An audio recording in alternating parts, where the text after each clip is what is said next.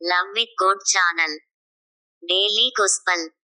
மத்தேயு நற்செய்தியிலிருந்து வாசகம். அதிகாரம் 7, இறைவார்த்தைகள் 15 முதல் 20 வரை.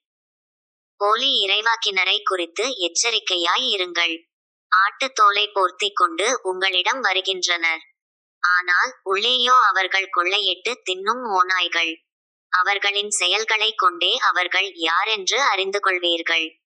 முட்செடிகளில் திராட்சை பழங்களையோ முட்பண்டுகளில் அத்தி பழங்களையோ பறிக்க முடியுமா? நல்ல மரமெல்லாம் நல்ல கனிகளை கொடுக்கும்.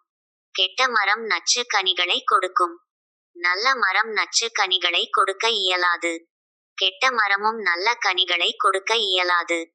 நல்ல கனி கொடாத மரங்களெல்லாம் வெட்டப்பட்டு நெருப்பில் எறியப்படும்.